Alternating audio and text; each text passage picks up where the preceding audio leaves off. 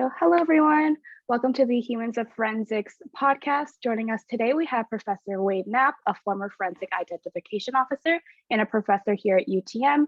My name is Tu. I'm your third year rep of the IVNVI Society. And if Simran would like to introduce herself.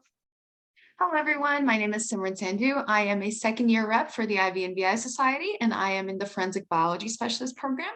And if Lovelle could introduce herself. Hi, my name is Lovelle. I'm your third year rep for IVNVI, and I'm in the Forensic Bio Specialist program. And would you mind introducing yourself, Professor Knapp? Sure. I'm Wade Knapp. I teach at UTM in the Forensic Science program. Currently, I teach 4 courses. I have FSC 100, which is the real CSI.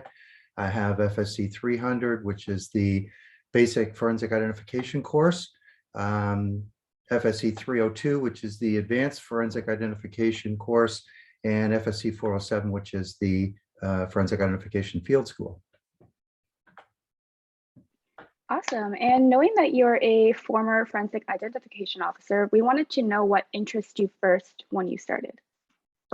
Well, throughout my career in policing, I became very interested in forensic identification work as far as watching what forensic identification officers did at crime scenes that I was either guarding or managing at the time. And I was always intrigued by the integral part of the investigation that the Forensic Identification Services Unit and their investigators played in crime scene investigation. My interest kind of predated the crime television shows, the CSI franchises and whatnot that started sometime, I guess it was around 2000, somewhere around there. I started off working in various investigative units within the policing as well as frontline policing. And at one point, they made a canvas looking for people that might be interested in starting a venture into forensic identification, particularly into the scenes of crime officer program. So this kind of goes back to the early the early 1990s is when they kind of instituted this program of the Scenes of Crime Officer, or SOCO program. And the idea of it was it was designed to augment the forensic identification officers and to offload some of their responsibility as far as processing minor crime scenes. So they created this template and the opportunity for officers that weren't in the forensics unit to basically be a support group for the forensic identification officers. And as such, I worked at 42 Division at the time, which is out in Scarborough. And when I was approached about this, I thought that this is great. This is kind of where my interest lies. And so I took that Scenes of Crime Officer course as one of the earliest classes that they were teaching it. And I did that probably for about 7 years, I guess. And then because my interest continued to grow, and I thought, hey, this is a field that I want to kind of follow my career path towards. So I applied to go into the forensics unit and became a permanent member in that unit in the late 1990s. That sounds really interesting. So you mentioned that you watched previous shows that initially got you interested into the forensic identification career. What is something unexpected that you've learned during your career? Well, just to qualify that, as I said, the show started around 2000, and I was already doing forensic work for minor crime scenes back in the early 1990s. So that whole public interest and even educationally, when we see the expanse and the development and expanse of these forensic programs at universities, That didn't exist back then. But as far as unexpected, I guess I was kind of unaware of the many facets of forensic sciences and how each of them play a vital role in an investigation. There's so many different agencies that are contributing and are all part of the overall advancement of an investigation. I always had that knowledge of the criminality and from the investigative standpoint. But when it came to the forensic science aspect, I was shocked actually at how many various departments and agencies and organizations kind of contributed as much as they do, especially from the collaborative aspect. That it's, you know, there are people that within the forensic science community that think that that theirs is the most important aspect of the investigation and the most important part of the science. But there's many different facets, and it's a collaborative thing. It's we're all pieces of a puzzle that kind of advances an inquiry or a criminal investigation. So sort of relating to that, I was wondering what your favorite forensics related show is. Oh, well, I guess it would be a bit of a stretch, but as far as behavior analysis, I'm quite interested in that. It's kind of a stretch from the forensic science aspect. I enjoyed watching the Criminal Minds television show. Forensically, probably Forensic Files, I guess, is probably the one that I find the most interesting because it is closer to reality than many of the shows that are there. I don't want to say as fluff, but it's their approach is more from an entertainment perspective rather than from a factual aspect. Yeah, definitely. Yeah, I definitely agree with that. I think Forensic Files tries to show like the more realistic part of the field, and they actually talk to experts or like get comments from actual experts, which shows people that things are not as like black and white, and like there's not that much, as much certainty as like most of like the more glamorous shows like to say there is. Oh, absolutely, and you know, many of the different disciplines. I mean, they're making a television show, so they have to make everything like all the different facets of forensic science. They have to almost unify them together. They can't separate them and have, oh, for the next half an hour, we're going to talk about entomology, or we're going to talk about botany or something like that. And they had that, so they have to have their investigators kind of multitask and do all these different aspects of forensic sciences, so that they don't end up with a cast of thousands in the television show, because it would be unrelatable to the viewing audience.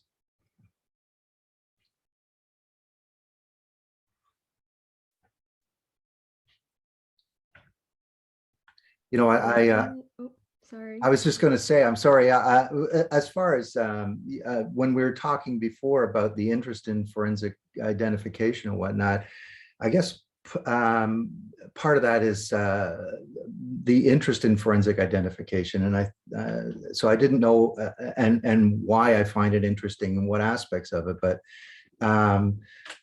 obviously the concept of solving crime and providing key evidence towards an investigation is obviously brilliant. Like that's what I love to do. But anything involving impression evidence, such as fingerprints or footwear evidence, anything that requires a comparison and analysis and providing opinion evidence in court, that's what I've always kind of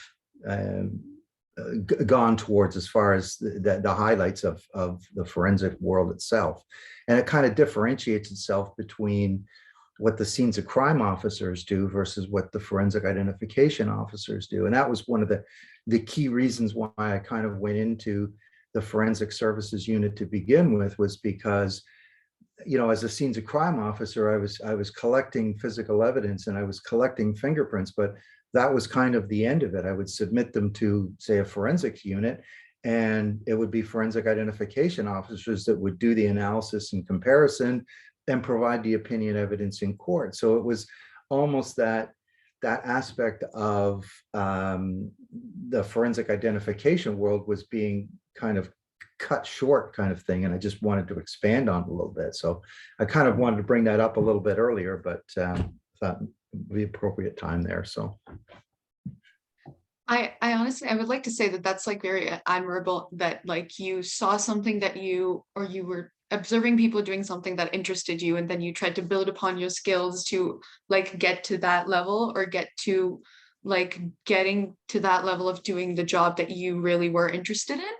And I wanted to kind of switch gears into asking you how you transitioned from forensic ident and policing into teaching. Like, how did that transition go? well, it's kind of bizarre actually, because when I was working in the forensic identification unit with the Toronto Police, the opportunity came available, and I had done many homicides, many crime scenes, serious crime scenes as a forensic investigator. And the opportunity came that they were looking for someone to take over the training section for the forensic needs within the policing service. And so I'd applied for that, went through a series of interviews and whatnot, and was awarded that position as far as being the one of the training personnel involved in that. So not only looking after the needs of the forensic identification officers training, but also the scenes of crime officers, their training aspect, and Canadian military, for instance, the military police when they were being deployed to Afghanistan and Iraq, that was part of it as well. So I did that for, so I managed the training section for several years with the police. And during that time, I was actively involved with some of the forensic science societies from the various universities for lecturing and doing things with activities with the societies, and also supervising FSC 481 students that were doing placements with Toronto Police. So I with the identification unit, so I kind of managed that as well. And my predecessor for the courses that I teach was a fellow by the name of Brent Walker. And Brent's focus with the courses when he was teaching the identification courses with at UTM was more on friction ridge analysis and photography. And so when it came to some of the advanced chemical development processes and that kind of thing, that was, he really didn't have an interest in that. So he kind of defaulted to me. So he approached me about coming and lecturing and doing some workshops with the students and whatnot from that aspect. And so I did that. And of course, I knew some of the staff, Teresa Cabral and whatnot, from doing the supervision for the 481 classes. And then the opportunity came when Brent decided to retire, and he asked me, I guess he was approached to say, is there someone that might want to take this over when you retire? So he asked me about it, and I jumped at the opportunity, but I said, I don't know whether or not my boss is going to let me do this because I'm still working as a police officer. So I approached my unit commander, and he was awesome. He basically said, we're thrilled that the university wants one of our members to teach at the university, and he put his full support behind it. And he said, we'll make it work. However, as long as you still fulfill your duties here, and we'll make it work. So that's kind of how it transitioned. So I started off as a sessional instructor at UTM for a couple of years while I was still with the police service. And this would have been 2010, I guess it was, that I started there as a sessional. And and even before that, I had done some teaching at George Brown College, and which was not, it really wasn't where I wanted to be at that point. So anyway, as the time progressed, I became eligible for retirement, and so at that time, the university offered Dr. Rogers, through the forensic science program, offered me an expanded role as a part-time faculty member, and so it increased my commitment and my teaching obligations, and that's kind of where I've been. So I've taught, as I said, I taught FSC 100 and 302, 300 and 407, but I've also taught and developed FSC 303 was another class that I developed from its infancy. And I used to teach FSC 239 at one point as well for several years. So that's kind of my story. That's how I ended up where I am. So, and I love it. It's definitely a very like it seems like a very natural transition, like to go, like it seems like you'd really just followed your interest and then it naturally just came to be. And it's also very interesting to know that you were a part in like developing a lot of these courses. And with that, you also mentioned that you taught 4 courses that were all like related to identification and stuff like that. So is there a particular course that you find like the most fun to teach, or like what aspects of each courses do you find the most fun to teach? Well, I think for starters, I like to share knowledge. I like to share experiences, and I like to see how students kind of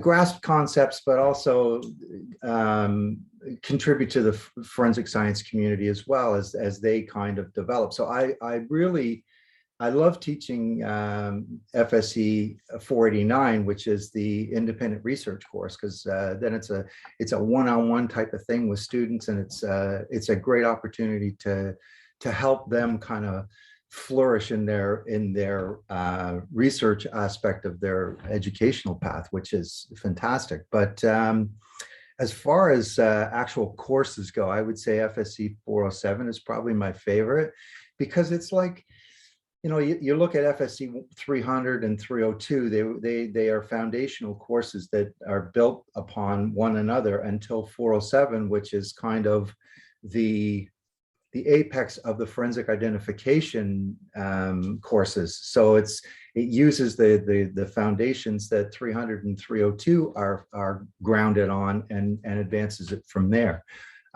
It's just fun. It's a fun course to teach, and I think that the students, for the most part, kind of enjoy it too. So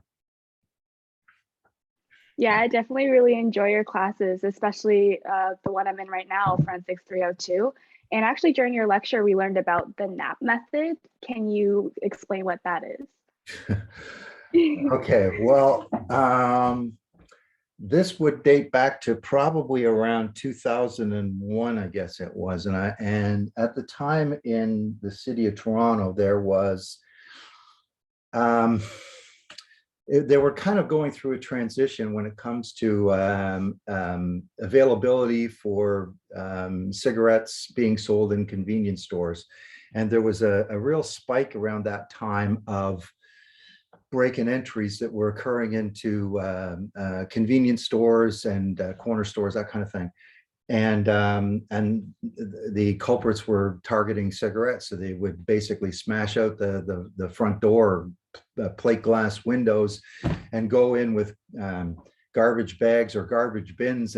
And there was no security as far as the cigarettes, the way it is now, where they're all behind cabinets, closed cabinets, so it's out of sight for young children and whatnot. Back then, they were all just on shelves and they were all fully displayed. And so the suspects would go in and they would literally just sweep their arm and sweep everything into a garbage bag or a bin, steal all the cigarettes, because the price of cigarettes at the time was also quite high, and there was a great market for black market cigarettes.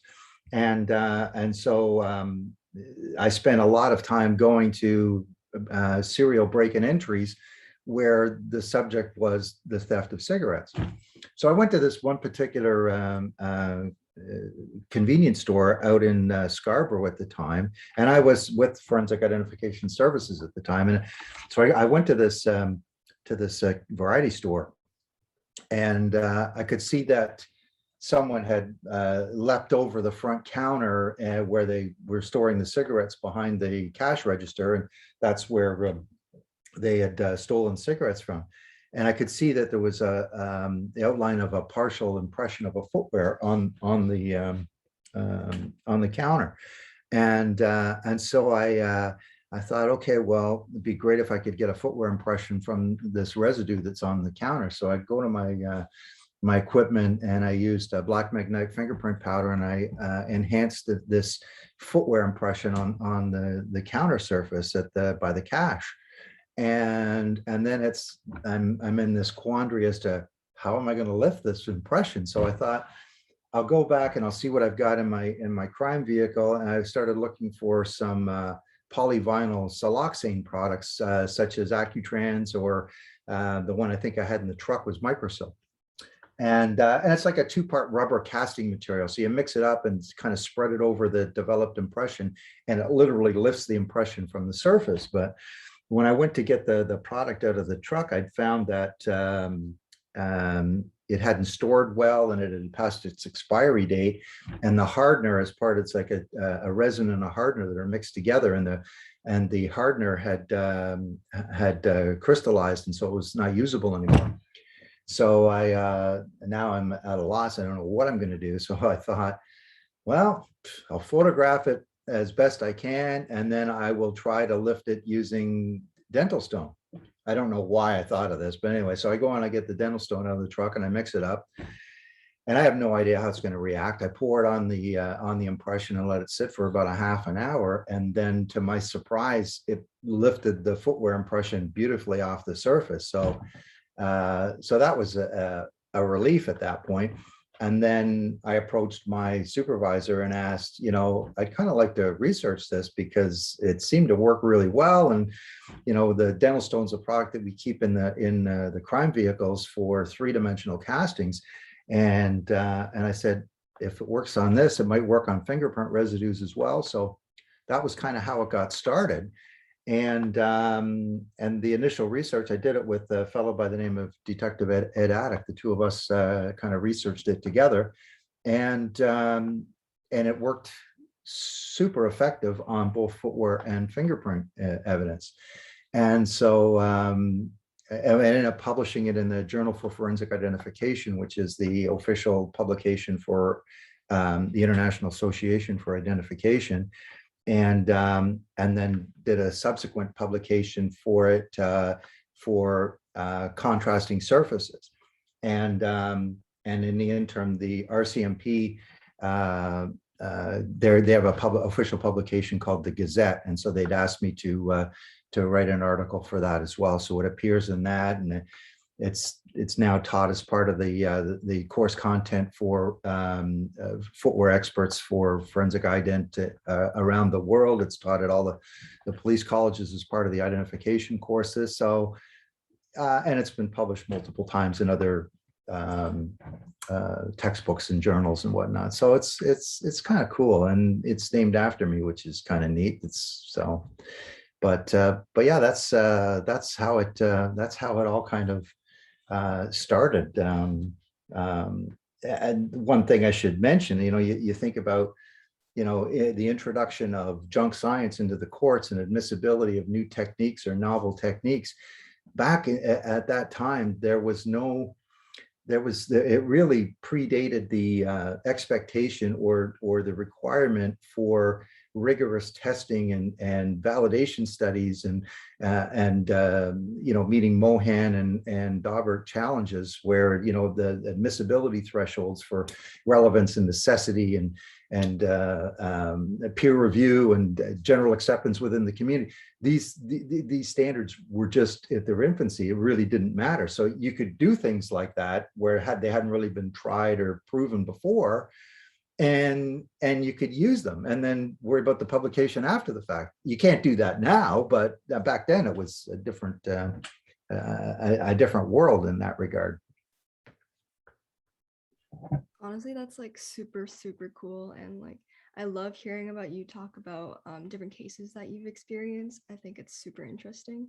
Um, but like adding on to that, I was wondering if there's a case in mind that you find the most memorable that you've worked on Well, throughout your career. probably, and I know I've talked about this. I've done a case study in FSC 300 for this, but and I mentioned in some of the other classes, but the Lisa Poslin's homicide investigation was probably the most rewarding, the most complex, and so the most memorable for me, because it was a true forensic science case that used different aspects of forensic sciences to basically solve the crime, where there was less emphasis on other investigative avenues. The forensic aspect was kind of at the forefront for that case. Would you be able to share some details about the case, if you don't mind? Well, yeah, I can maybe just talk briefly about it, I guess. The victim was Lisa Poslin's, and this occurred November the 2nd into November the 3rd of 2002. And it was in the Yorkville, Cumberland area of Toronto. And Lisa Poslin's operated a commercial real estate business in the Yorkville area at number 94 on Cumberland Street. And her office suite was on the 5th floor, and often worked late into the evenings. The building itself was primarily a medical dental facility. And she was working on this particular Saturday night, November the 2nd. And she was accosted at the time that she was locking up. Unbeknownst to her, she'd been being stalked by this fellow by the name of Nelson DeJesus, who had been a cleaner in the building sometime earlier and had since moved on to a different location as a contract cleaner. And he accosted her at her office suite, brandishing a knife as she was getting ready to lock up. And being a Saturday night, there really wasn't any other people in the building. They were really the only ones that were there. And he gave her some, stabbed her several times, just as come along injuries as compliance injuries. He handcuffed her behind her back, led her down a set of a stairwell down to a utility room landing area on the 1st floor, where he sexually assaulted her and dragged her into stabbed her multiple times, dragged her into a utility room adjacent to this landing area, where he murdered her at that point. And so through the investigation, it was we utilized different aspects. We used bloodstain pattern analysis. We used at one point we sent there was a series of bloody footwear impressions that were found at the scene, and so in regards to that, we had the best people in the world looking at those footwear impressions to see what we could do as far as comparison and development of those impressions. So yeah, it was a great experience. From that point, just to kind of finish off with the storyline as to what happened, was that there was several items of clothing and other artifacts that were seized from the victim and from the scene that were submitted, and a degraded DNA profile was generated from the victim's underwear. And but there was no match at that point. There was nothing on the database that connected to it. Excuse me. So they started a massive undertaking of trying to get consent DNA samples from multiple people that had association with her. And they came to this one fellow, this DeJesus, who had been a cleaner in the building, but was now working at the Blue Review Macmillan Children's Hospital and a convalescence hospital of some sort.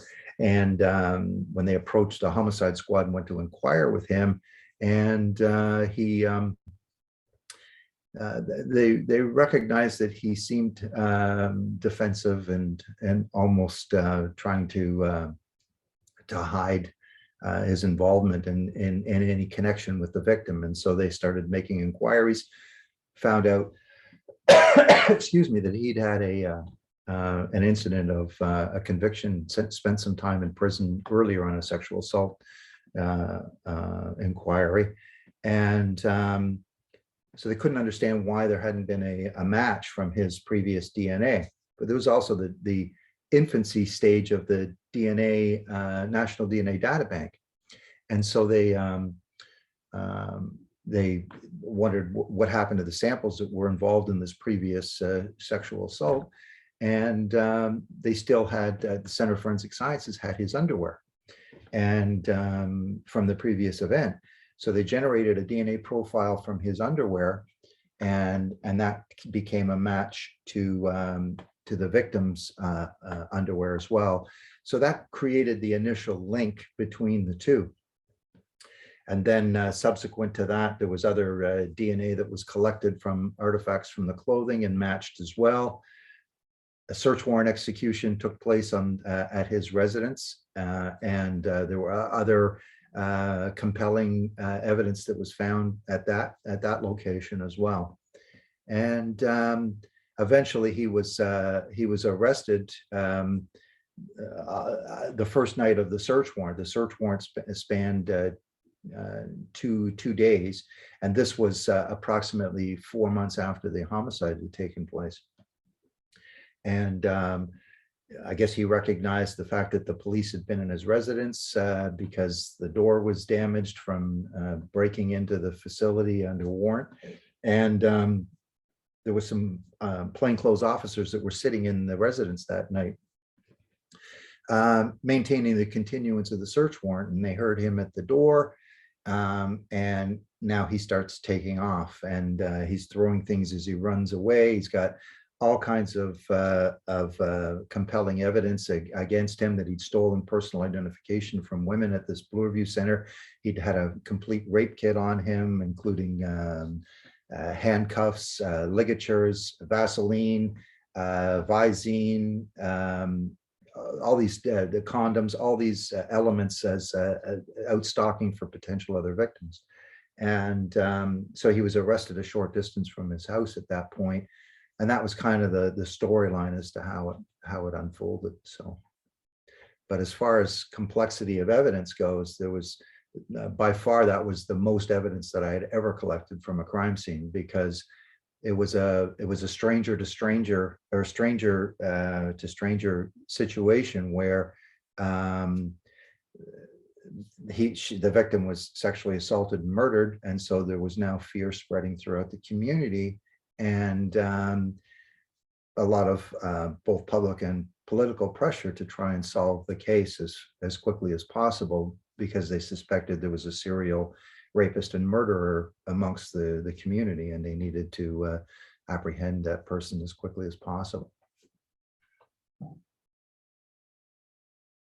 Yeah, I remember in the 300 class, I think you mentioned that there were like up to like 100 or more pieces of evidence, right, from the crime scene?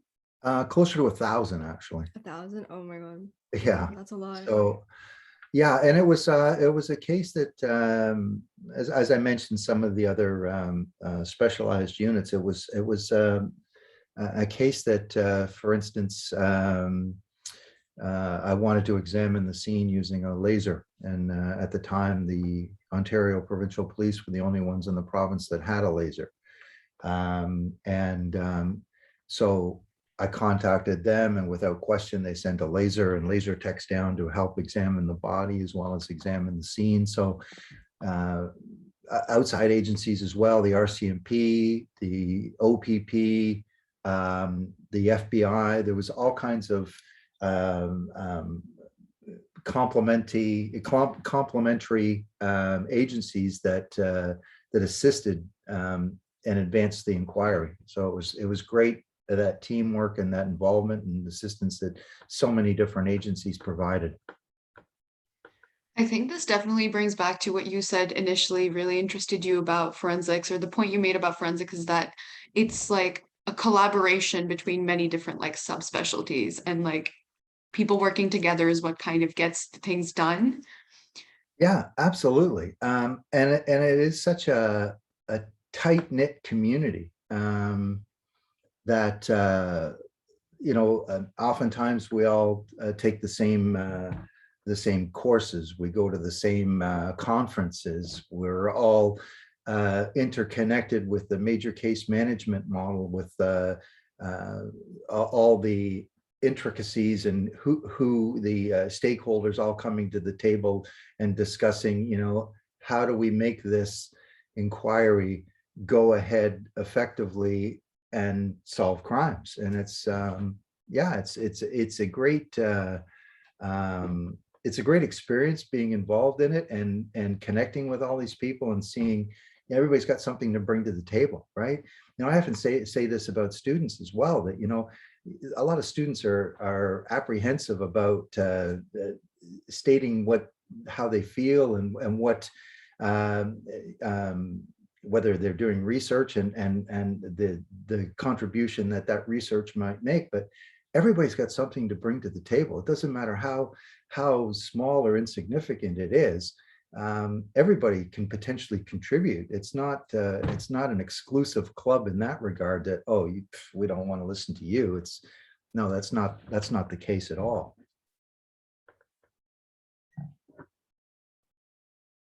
So after, teaching for so long, and also like having a lot to be learned from throughout your career, I was wondering if there's any advice that you'd want to give to students in the career of forensic identification, or just in forensics in general. Follow your passion is probably would come to mind first off. And I mean, it's not there, we have several students, like many students, that are involved in the forensic science program.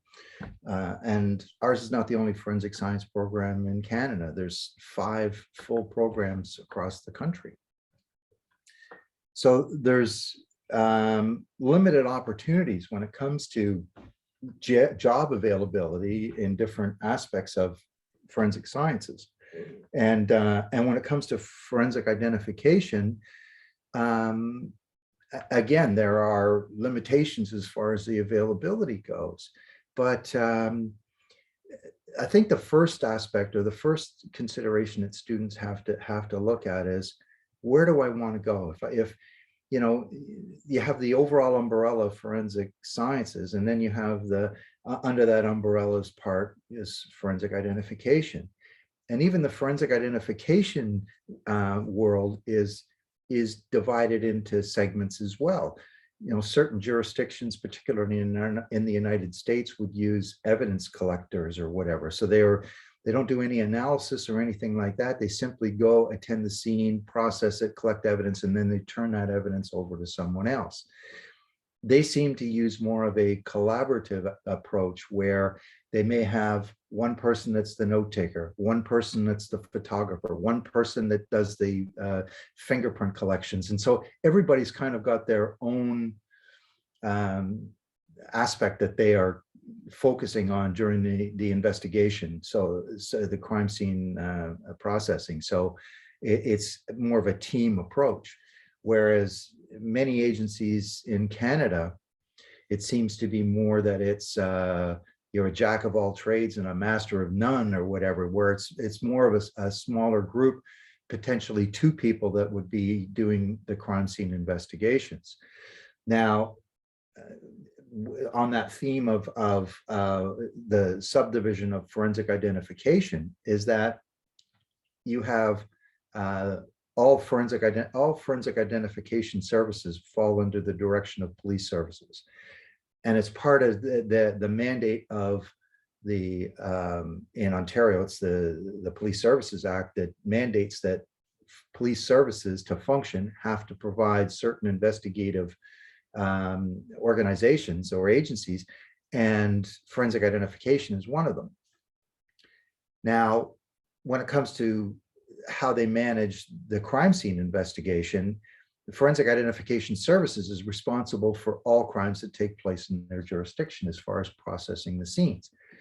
They simply can't manage that with limited staffing levels or whatever. So, for instance, for Toronto police, with the thousands of crime scenes that take place, they simply can't attend every scene having forensic identification officers attend, because they simply don't have the sufficient manpower to do that. And so that was kind of the driving force in why they created the Scenes of Crime Officer program in the first place, was to offload some of the minor crime scene processing to that aspect, to those officers there that could assist and free up the time of the forensic identification officers to process the major crime scenes. And what we're seeing now is, so now they've introduced a different facet, being civilian employment. And it's been long overdue. It's been an untapped resource, if you want to use that term, of students that are graduating from the forensic science programs that have elevated knowledge and expertise from a technical or theoretical aspect. They may not have the investigative skills because they haven't been working in policing, but they're recognizing that, hey, maybe this is something that we should be considering. And so you see now a trend that many agencies have started to open it up and allow for the civilian positions as well. So going back to this breakdown of forensic identification, so you have to make a decision first off. Do you want to become, do you want to become a police officer and then pursue forensic identification as a forensic identification officer? Do you want to join policing, become a frontline officer, and then do scenes of crime officer work, more of a forensic aspect, but on a lower level as far as the types of crimes that you're processing and limitations as to what you are eligible to do? Or are you looking at maybe you want to do forensic work, but you don't want to be a police officer, a sworn officer? And that's where these civilianized positions have arisen and are gaining popularity and acceptance within various policing agencies. There are more and more are offering these civilian positions. And so these are, for someone that has an interest in forensic identification, that's kind of where they have to figure out, where do I want to go? Do I want to work in a forensic identification lab? Do I want to do scene work, but on a lower level? Do I want to be a full forensic identification officer, in which case you've got to become a sworn officer, do some general policing functions, get some investigative background, and then apply to the forensic agency, or forensic unit. So it takes several years to get that road. Or do you not want to become a sworn officer, do the civilian aspect, and go that way as well? So that's kind of the breakdown of it. As far as education goes, most of the police services that are hiring forensic identification officers or forensic personnel, for the civilian appointments, they basically want a forensic science undergrad is sufficient. For policing itself, and then eventually maybe going as a scenes of crime officer or a forensic ident officer, regardless of what any advertisements or postings go for what their minimum hiring requirements are, if you don't have an undergraduate degree, you're not going to be hired as a police officer, with very few exceptions. Most people have an undergrad that are being employed, but there's no necessity for what that degree is in. So the civilian positions, forensic science degree. Policing in general and forensic ident or scenes of crime, it doesn't matter, but a degree is going to be required. Okay, that's really interesting. Thank you so much. I actually wanted to ask another question. I was wondering if you've witnessed any like struggles that students normally experience when trying to pursue forensic identification, and like how they could overcome these challenges that are often faced by students. Yeah.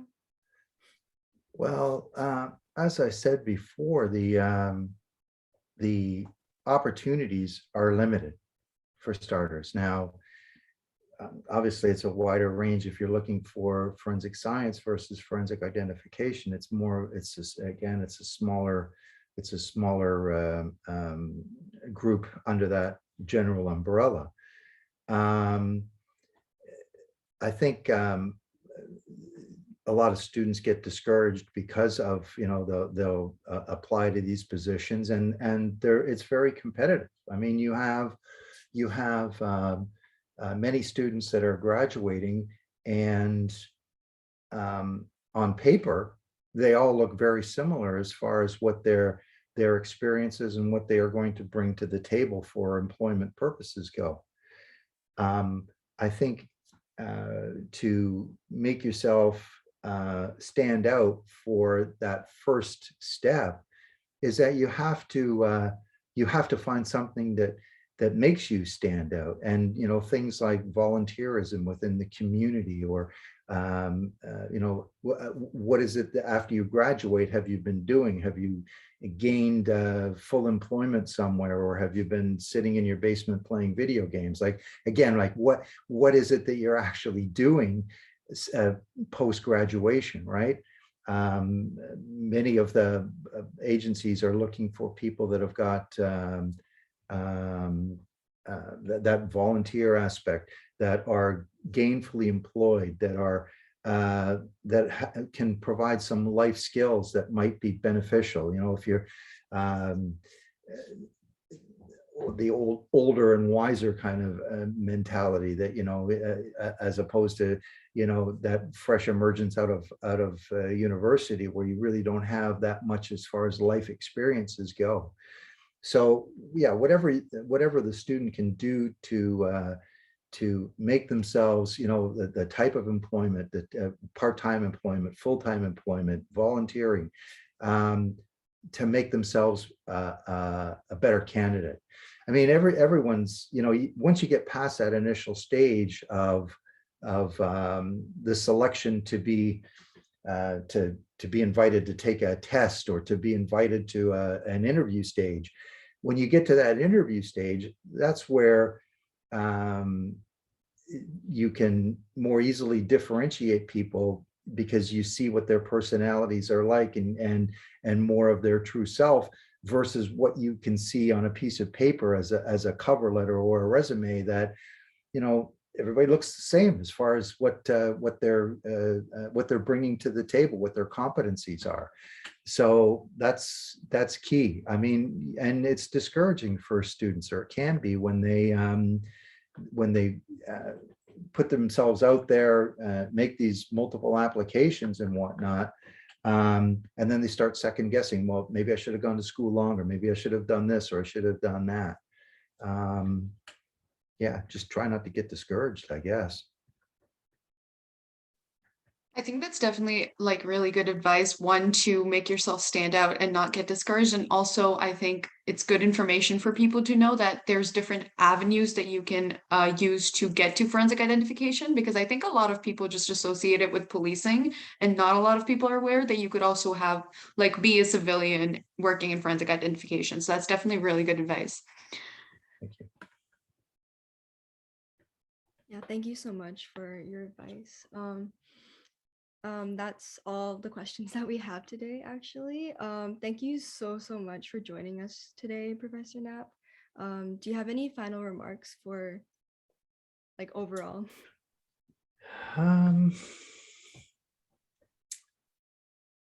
I can't. I just I think that the Forensic Science Society is a great conduit for people. It connects people with similar interests in forensic sciences, and gives them the opportunity to come share and learn from one another, and gain different perspective from people's different points of view. And yeah, I think it's a great organization. And thank you so much for inviting me to come and speak to you guys today. Yeah, thanks for coming. It was really interesting. Yeah, thank you so much for joining us, Professor Knapp. And that is all for this episode of the Humans of Forensic Science podcast. And if to all the people who are listening, feel free to check out all the other episodes as well as our website and follow us on our socials, Instagram, Facebook, and we will also have a Discord that is available for people to join. And thank you for listening.